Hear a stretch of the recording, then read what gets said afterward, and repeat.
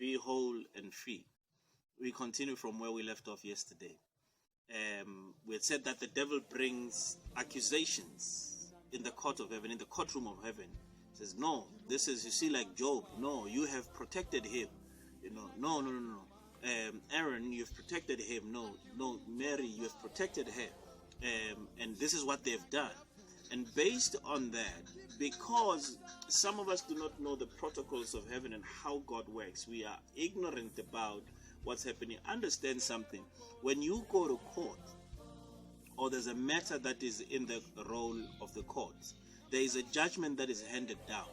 Now, there are certain things, for example, I know for one, that in the case of a marriage, when we marry people, you're not supposed to marry people who do not bring their divorce decrees if they have marriages that have failed before.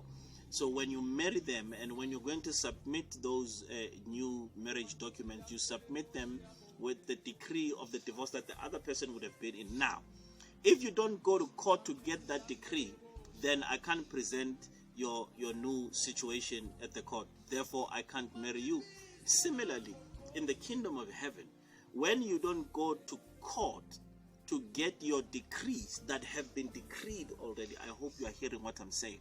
There is a decree that you are blessed. There is a decree that you are joyous. There's a decree that you're healed. There's a decree that you are intelligent. There's a decree that you are awesome. There's a decree that you are beautiful. There's a decree. There are decrees that God has decreed in your name, in your favor.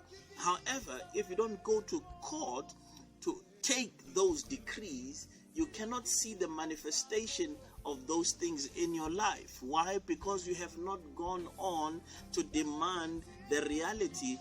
Also, that's the second thing. That's, you have not gone on to demand the reality of what God has decreed in your name.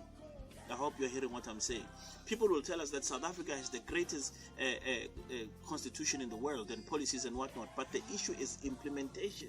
Now, if you don't know how to implement in the way of God, then you cannot enjoy what God has given to you. In verse 14 there, it says, which was contrary to us. So all these things that were written were contrary to us. No, you can't bless them. You can't heal them. He took it out of the way and nailed it to the cross. What does that mean? That means that every negative thing about your life, everything that you think is negative about you, Jesus has nailed it to the cross. So you need to begin thinking differently about yourself. You need to begin to see yourself differently. Don't see yourself by what happened to you, my God.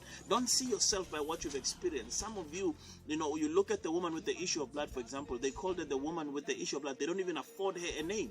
Why? They have called her by her experience. You are not your experience. You are not what you've been through. Girl, don't look like where you have been. Ilwa girl, Ilwa, fight. Because you are not your experiences. Fight, young man, fight.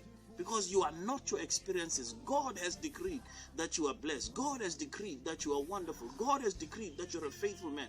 God has decreed that you're a submissive wife. God has decreed that you're a loving husband. God has decreed that you're a CEO. And because he has decreed these things, you need to then go to God and demand that the angels enforce what God has decreed. Demand it. Continue with you tomorrow. I love you. I will see you.